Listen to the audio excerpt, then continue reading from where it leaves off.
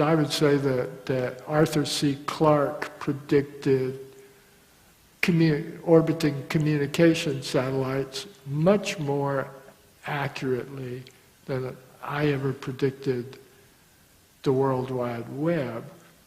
But in both cases, our culture tends to overestimate the hit. Like, yes, he's prescient. Yes, he's a prophet.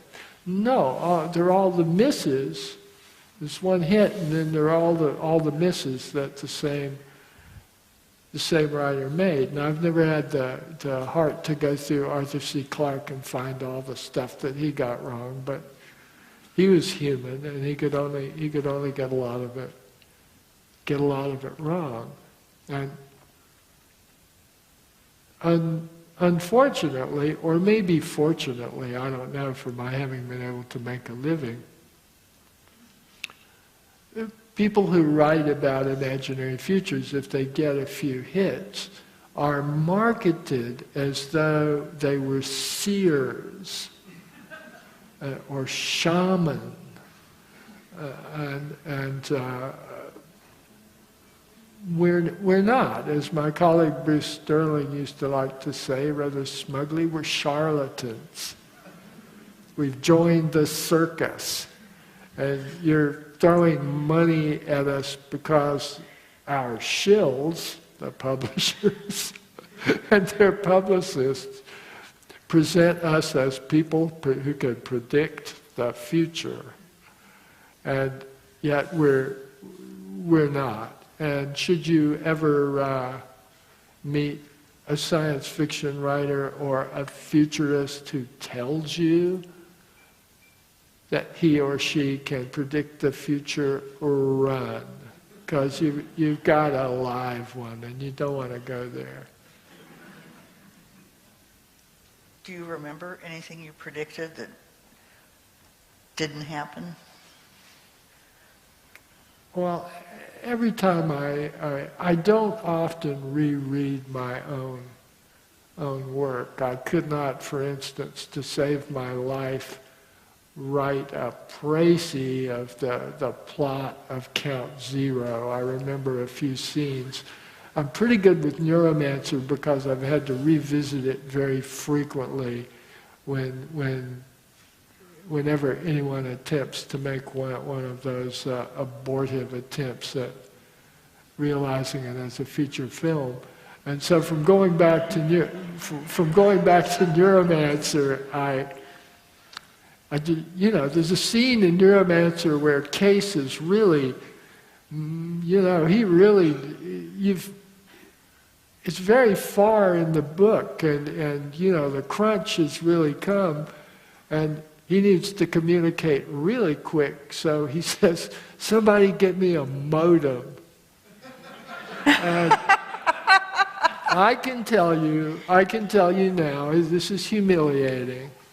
This is really embarrassing. But when I wrote that, I didn't know what a modem was. It was just this word that I had heard computer people use, and it had something to do with communication between computers. So it makes absolutely no sense in the context of the imaginary world of that book. But I was working from the poetics of an emergent language of around the digital. And honestly, the first time I heard anyone use interface as a verb, I fairly swooned at how, that's so hot. And just incredible. And I went right home and I put it in the story. And another time I was standing beside two former WAC, Women's Army Corps, key punch operators who had worked at the Pentagon. They had to wear sweaters, remember that? Because it was cold in the rooms. Yeah, I imagine these women had worn sweaters. And they were reminiscing with one another, and I was eavesdropping. And one of them said, yeah, they had the guys with that cart that came around in the morning, and they took off those games that people would put on our Univac or whatever it was. And the other one said, yeah, but what they were really after was those viruses. And I about broke my neck. Wow. So I said, excuse me, but what viruses? And she said, oh, computers can be infected by viruses. They're not really, they just call them that. They're little code things that sort of behave like viruses within the information in the computer. And that was the first time I ever heard of that. And you know something? Probably nobody else in that whole science fiction convention had ever heard of that. So I was like, I think I'm leaving the con early. I've got some writing to do, because I wanted to get that down before anybody else heard about it. And it was about, well, when Neuromancer came out, the idea of computer viruses was still pretty esoteric. And for that matter, when Neuromancer came out, the idea that Japan was about to own the whole world was really esoteric, but it was there.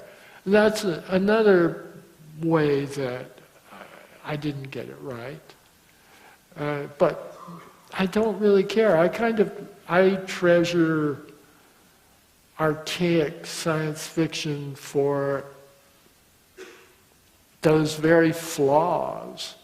It makes it charming and deeply, it makes it charming and deeply strange, and it demonstrates that it is an artifact of the very moment in which it was made, which is really all it can be.